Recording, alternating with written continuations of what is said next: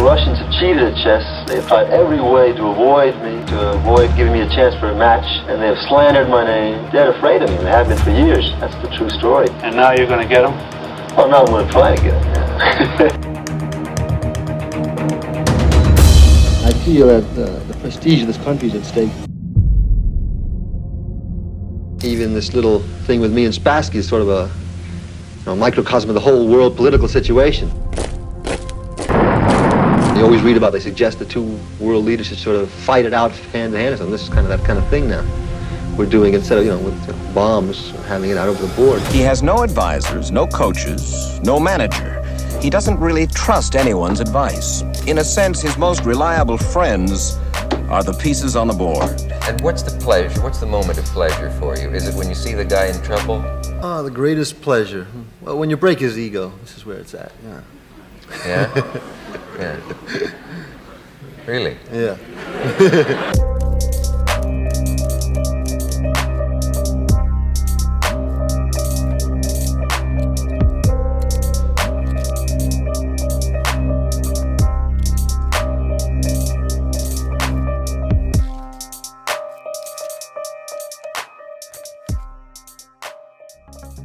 The only way for US seeded players to get into the World Chess Championship cycle was through the US Championship. And even though Bobby won this event 8 times in his career, will you tell us how old you are and where you're from? I'm 15 up in Brooklyn. This young man's name is Bobby Fischer, and listen to this. Already, he is the United States chess champion.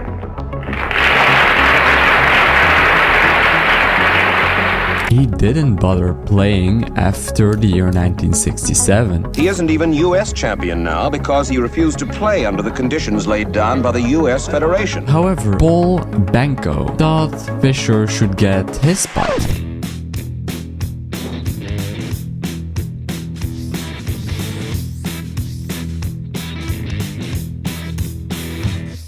Got a two-tongue weight from my hairline to my backbone, and it's dragging me around, but I don't listen. He beat them both 6-0. It was unheard of. Most chess games ended a draw. A match against Petrosian for the right to challenge Spassky for the world title.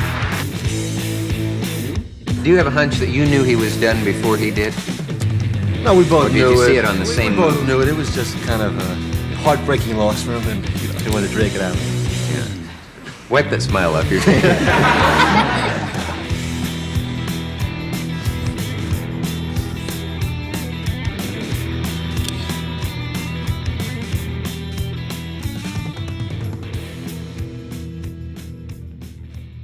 You think the Russians are pretty worried about you at this moment? Oh, yeah, they have been ever since I started playing chess. Even as a little boy? That's right. Do you worry about Spassky? Not overly. I mean, he's a little better, than the other Russians I've taken on in this series. After all, as the champion of the world. Well, the champion of the world. First of all, I didn't compete, so he's not really much of a champion, but, he's the best they've got. That's a big deal. We've got a rating system, and according to the present rating system, I have the highest rating of any player that's ever lived. So it'd be an easy task for Fischer, right? He was way stronger. He would just beat him, right? Well, Fischer never beaten Spassky. Fischer's score against Spassky was 5 draws and 3 losses. The Chess Federation wants word by tomorrow morning from Fischer on whether he's agreeable to 24 games in Iceland, and Fischer is taking his time answering. If Mr. Fischer has a moral to pass on, it is that the important thing in the game is not in winning, but in getting the highest percentage of the gate money. Well, I'm going to go for a pretty high bid, yeah. Not enough money for the winner of the world title, he says. The money, could be better. It's getting better. It's not like what you're getting or something.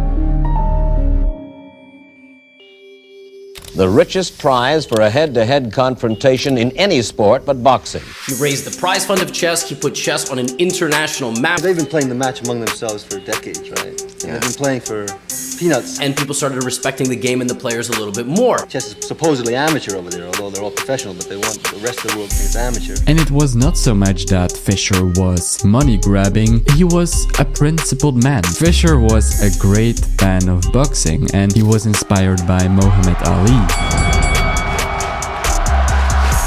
if Ali could get $5 million for only 60 minutes of work, then he, being the best chess player in the world, should be able to get a pretty good income. But Fischer is Fischer. You never really know what's up. When on the airport, heading over to Iceland, a Daily News photographer spied him. You, as president of the Icelandic Chess Federation, are there times where you have been tempted to say, let's forget all about it? As you know, we are organizing a chess match, and our only wish is to enrich the chess world. Fischer now all of a sudden decided not to go. The Soviet Union had the feeling that the world chess champion was humiliated.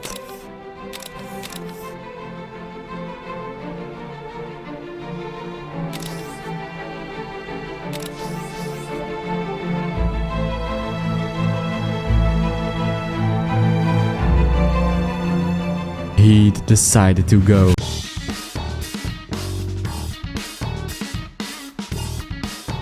Bobby Fischer of the United States will finally meet Boris Spassky of the Soviet Union. If he elects to turn it into a draw all down the line, then does he retain the title? Right, yeah. Would a world champion do that? Sure he would. Yeah. I'm not going to let him, actually. Oh, good.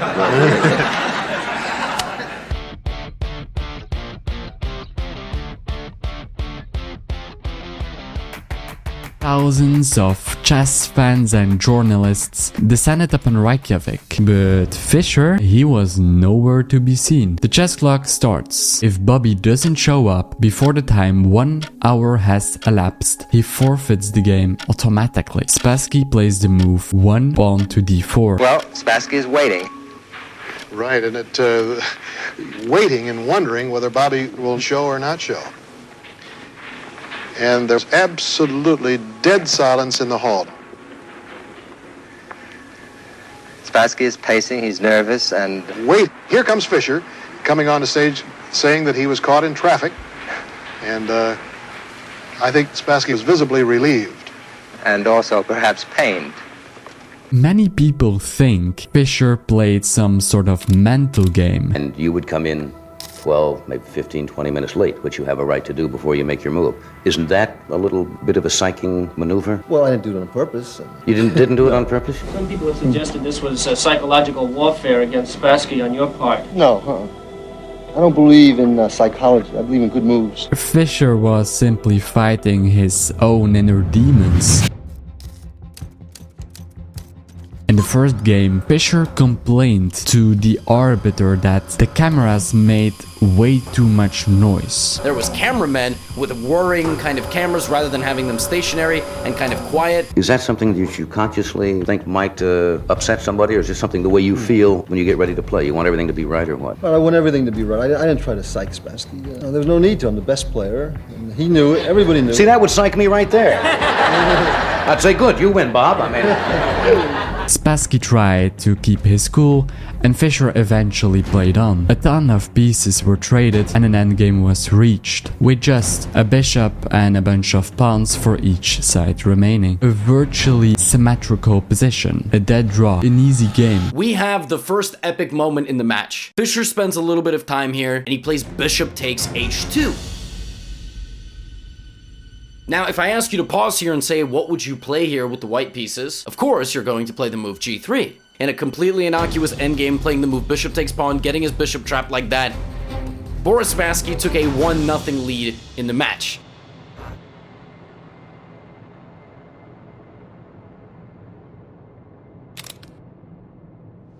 After the first game, Fischer re-inspected the playing hall and insisted the cameras to be removed. Just had guys there with film cameras that were worrying, and they were all around me, just making a racket, a nuisance. Too much noise. Too much noise, and visually could see them moving around. Bobby supposedly had hyperacusis, a medical condition characterized by excessive sensitivity to noise. And it hasn't been exactly the calmest chess championship in history. First, Bobby Fischer went into hiding and didn't show up because the money wasn't good enough. He refused to play in front of the cameras at one point, and then he claimed that there was a conspiracy against him. He demanded his own swimming pool and all kinds of things. Some people seem to think this is all a psychological game he's playing in Spassky. Game 2 also went to Spassky by forfeit. And Bobby just refused to show up, and his appeal ultimately was denied.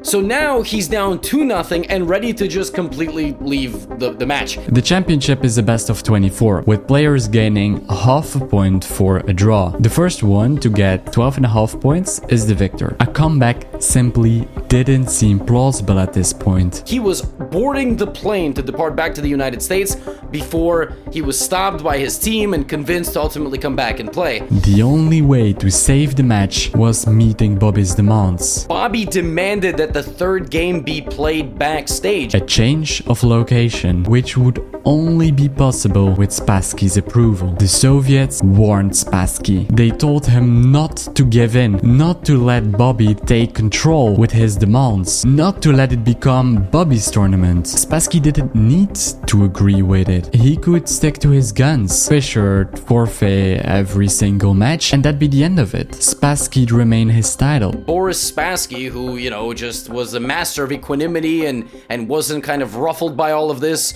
just sportingly agreed.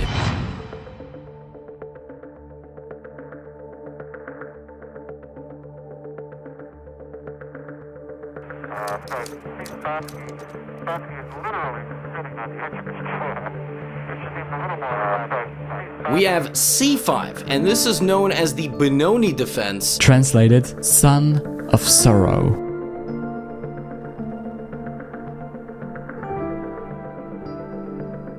Basically, he wants to go knight f4, but this allows what looks like a devastating demolition of his pawn structure. Spassky not prepared for any weird sidelines, which put him in a very difficult psychological position. Spassky admired Fischer very much, and probably because of this admiration, Spassky missed his chances to play more successful against Fischer in the match. And just all the mind games and different things going on during the match.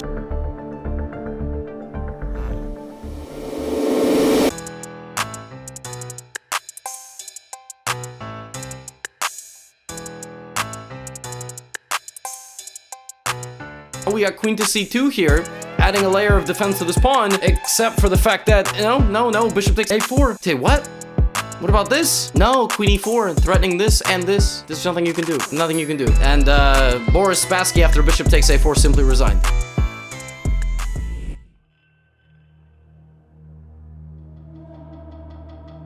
The Soviets now believed the chess had been wired. The lighting was positioned to destabilize Boris' concentration. Boris himself claimed there might be some radiation that was affecting him. During the match, I felt myself quite unusually, like before.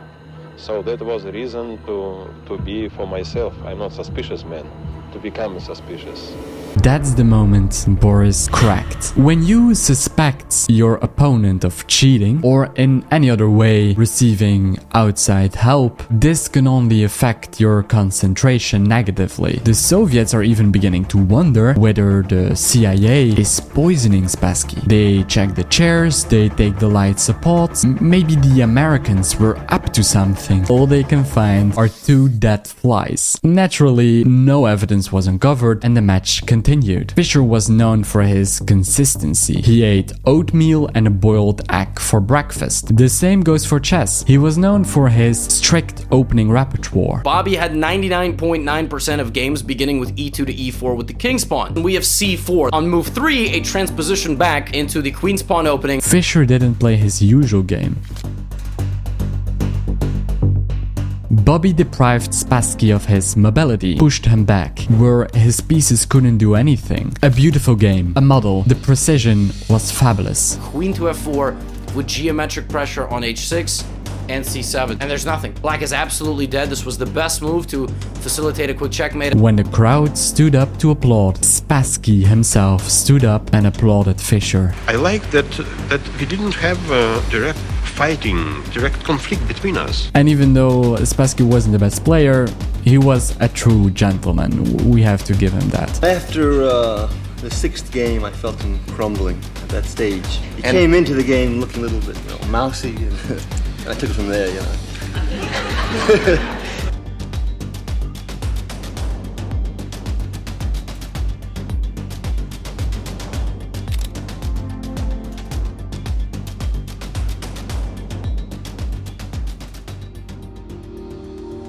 Game 21 reached move 40, the move at which the game was adjourned, where you write your move down on a piece of paper and you put it in an envelope to be resumed the next day, for the two players to go and study it at home. The interesting thing is that bishop d7 is a bad move, and now you have to live with that decision until the next day. Well, you try and have it all worked out in your memory, so you really, when you just come in there, you're just playing things by rote. Of course, it's not that easy. You have to try not to fall asleep sometimes. After a whole night analyzing, Spassky called via telephone to surrender not just the game, but ultimately the World Championship match. Today was the day when Fischer and the Russian champion Boris Spassky were to have finished the 21st game of the World Championship, a game they started yesterday.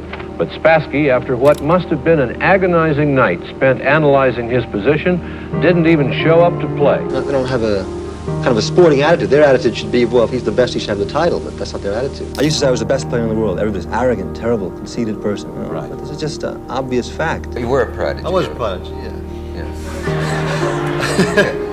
Do you honestly think that you probably are the world's greatest chess player? I mean, there's no reason to be modest about it. Right. Yeah. You are the best chess player in the world, without a doubt, aren't you? Yeah. That's great.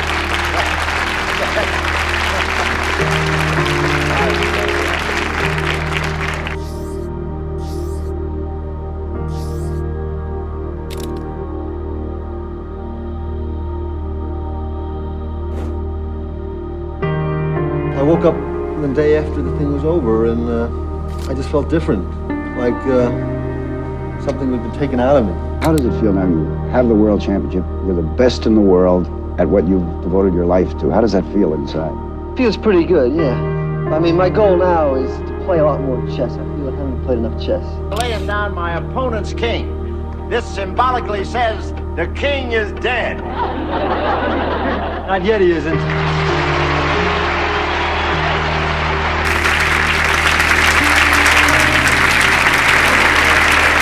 The entire world knows the name Bobby Fischer by now. You defeated Boris Spassky now, and you're the champion chess player in the entire world. Now, what is there beyond that? How do you top that? Is it now the trick is to not the trick, the idea is to maintain the championship? Yeah, this is the big problem, to top it. But I figure if I can keep the title for another 30 years, something like that.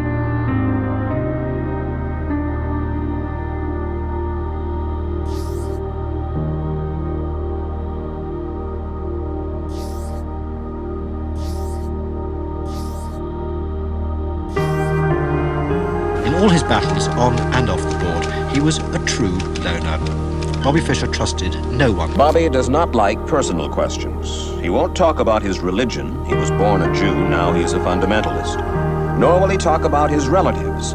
His father left when Bobby was 2. He never sees his mother nor his sister. No girls in his life. He claims he hasn't time for them. Bobby, you've been playing this game since you were 6 years old. You've been playing it very seriously shortly after the age of 6.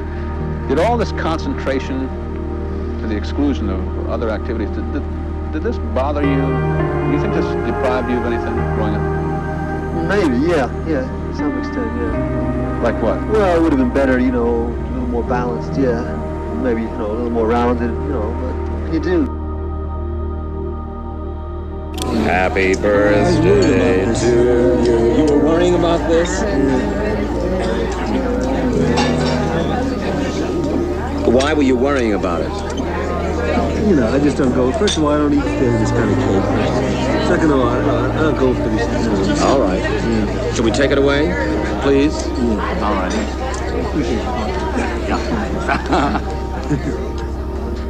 All companionship Bobby needed was a chessboard with a challenging position. This is true. It does attract an egocentric crowd. It's just you and the board and your opponent and you're trying to prove something. Chess and me, it's hard to take them apart, Just like my alter ego, I really don't play too much. Because if I play somebody, I'm just giving away my tricks. Bobby didn't really know what he wanted to do with his life. He didn't play another competitive chess game. Bobby dropped off the grid. We're sort of discovering in 2022 that some of his views were definitely, and some of the things that he said were definitely not fully acceptable. he sort of drifted, went along, lived his life. It's weird that one of the players that's constantly talked about in the GOAT debate does have a little bit of this kind of absurd past. The story of Bobby Fischer is kind of an insane one.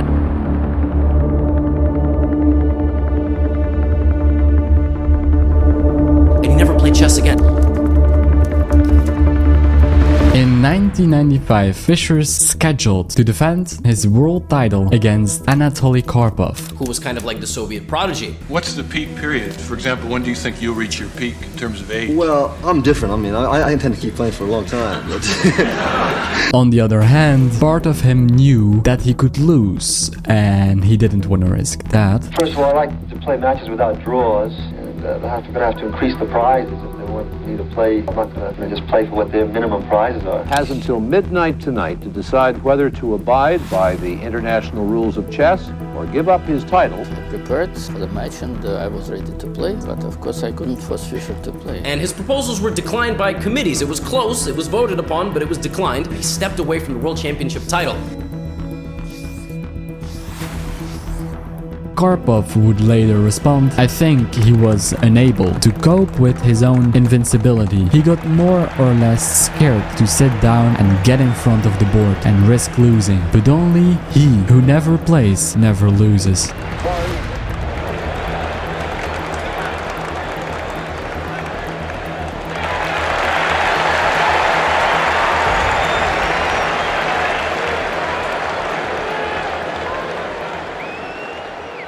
I've studied the Bible. I know the Bible quite well. I've also looked over some other so-called holy books. Bobby studied many religions and found the worldwide Church of God. And all will appear before the judgment seat of Christ. And Christ, the judge, is going to pronounce sentence guilty. And the sentence is death.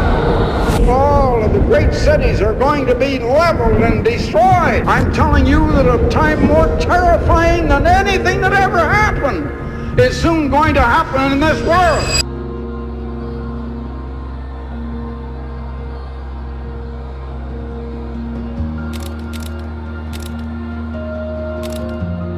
the dirty Jews, they're all saying, oh, Fischer didn't write the book he said he was going to write. Yeah, but they don't say that they stole all my file on it. The dirty Jews stole all my files. All this has been stolen by the filthy Jews. I know the Jews in the U.S., they may lay off for a while, and then they like sneak attacks. They may lay off until things die down, and then they may come at me with some attack I don't expect. I don't know what it will be. Could be anything, you know. There are a lot of ways to finish somebody. I think all the holy books are bunk. Every so-called holy book is childish nonsense. The Jews want what we've got. They want our oil. They want our land. This has nothing to do with religion. This has nothing to do with religion. This has nothing to do with religion. And I think that's really true. The woman's place is over the hot stove. No, they can't cook, but they stay in the house cleaning and things. What can they do? Well, you know. It's just be at home, waiting for the man to come home. She told me what to say, like if they came around to bother me. Just say, I have nothing to say to you. And don't change the words at all, no matter what they say. And she made me repeat it. I have nothing to say to you. I have nothing to say to you. I have nothing to say to you. I have nothing to say to you. Those are like the magic words.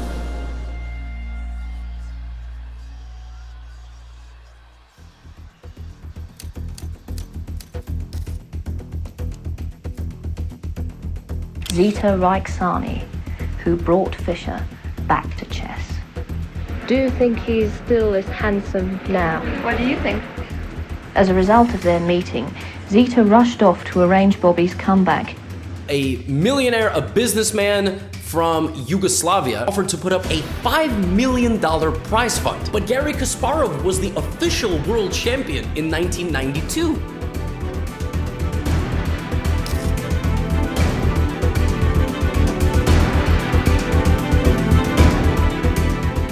If you beat Spassky, would you go on to challenge Kasparov for the World Championship? Can you read what it says behind here? The event was beset by controversy. The event took place at the height of the Yugoslav Civil War. there were United Nations sanctions, which prohibited commercial relations with Yugoslavia. Should Bobby choose to play the match and accept his winnings, the penalty would be a $250,000 fine and 10 years in prison. Bobby was not allowed to take on that opportunity, but he did. But he did. So this is my reply to their order not to defend my title here. That's my answer.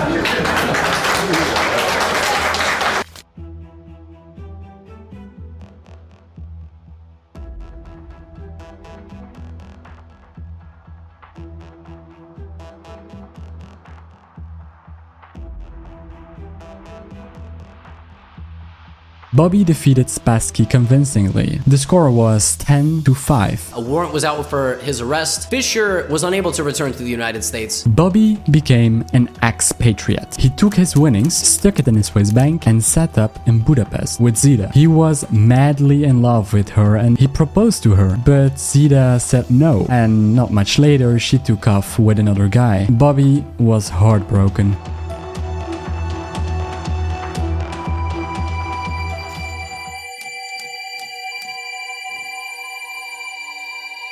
This is all wonderful news. It's time for the U.S. to get their heads kicked in. F to President Bush, I say. F the United States. United States, the Jews. The Jews are a criminal people. They mutilate their children. They're murderous, criminal, thieving, lying bastards. They made up the Holocaust.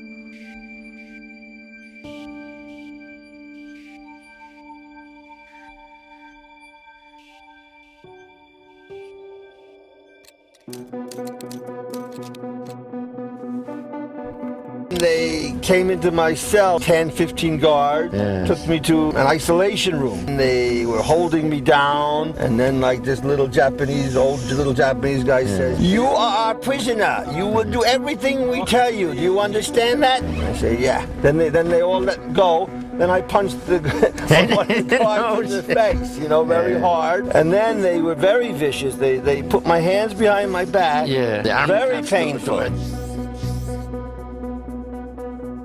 Nonsense. My passport was perfectly good. They have never explained what they're talking about. You were traveling on a revoked passport. Sin of sins, right? This entire arrest is just based on lies. Unbeknownst to Bobby, the US had revoked his passport 1 year earlier. One could only assume his passport was revoked after he made these anti-American comments. Iceland offered him residency. Give him an opportunity to live there kind of as a refugee. A small nation of only 300,000 people intervened and went against the two biggest economies in the world, the US and Japan. After 9 months in captivity, Bobby was released to the Icelandic officials. I'm not free until I get out of Japan. This was not an arrest. This was a kidnapping. It's all cooked up between Bush and Koizumi. They are war criminals. They should both be hung. Totally illegal. This was not an arrest. It was a kidnapping. I have never heard of a politician prostrating himself like this before.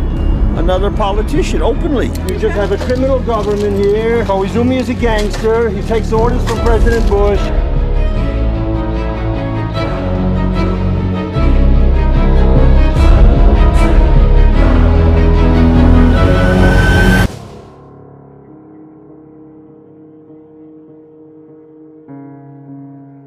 Just days after arriving, Bobby held a press conference. The United States is evil. The United States is so utterly hypocritical and corrupt. First of all, the United States is an illegitimate country, just like Israel. It has no right to exist. The United States belongs to the red man, to the American Indian. And called out one of his old friends, saying he was a, quote, Jewish snake. What is your name? Jeremy. Jeremy what? Schaap. Your father was Dick Schaap? Yes, exactly. Yeah, I knew him, yeah. He rapped me very hard. He said, I don't have a sane bone in my body. I didn't forget that. His father, many, many years ago, befriended me. You were 12. Acted kind of like a father figure. And then later, like a typical Jewish snake, he had the most vicious things to say about me. I have to object. Okay. Did you read the article where he said I don't have a sane bone in my body? Honestly, I'm not sure if I read it, but I know that he said it. Yeah. And honestly, I don't know that you've done much here today, really, to disprove anything he said.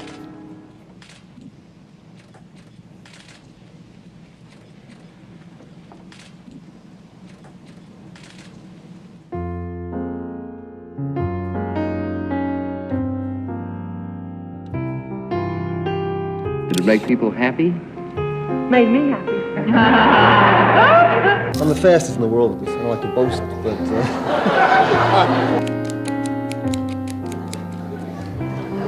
This was not very well mixed up. I want to say that. It wasn't well mixed up. Oh. 17. No. Well, they didn't mix it up too well. It takes about 30 seconds.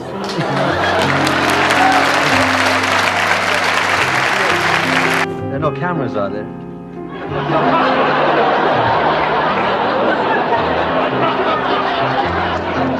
I mean, I like to play. I don't think in 3 years, what am I going to do for 3 years? I can't do talk shows just for 3 years. No, that's He also introduced a clock which added time every time you made a move. Chess, just the last few years, has changed dramatically with all of this computer stuff. You were trying to find some little improvement on move, 18 or 20. It's ridiculous. It gets harder and harder and harder. You need more and more computers. You need more and more people working for you. You could have 1 million chess-like games, right? Maybe 1 million of them, or 10 million would be better than Fischer Random. But the point about Fischer Random is it's basically the same as the old chess, except you get rid of the theory, and it's very easy to remember the rules. You can learn Fischer Random in 10 seconds practically. You have the same pieces, the same board. All you have to do is get an electronic shuffler, and in 1 second you have a position. Just the diagram is so exciting, no? To start thinking about the game even before it begins, right? People think I'm anti-chess. No, I'm not anti-chess. I'm pro-chess. I'm trying to keep it alive. Bobby did it all by himself. He penetrated the secrets of chess in his shabby Brooklyn apartment and pinned down his name in chess history. Bobby passed away at the age of 64, 1 year for every square on the chessboard. I always wanted to write some songs. I was telling Evans, Larry Evans, this was back in the 60s, I remember. I said, I listen to all these songs, and I wish I could write that. But I try to write something, I try to think of something, I guess nothing comes out. And he says, yeah, because you haven't lived. And I started thinking about it. He's right.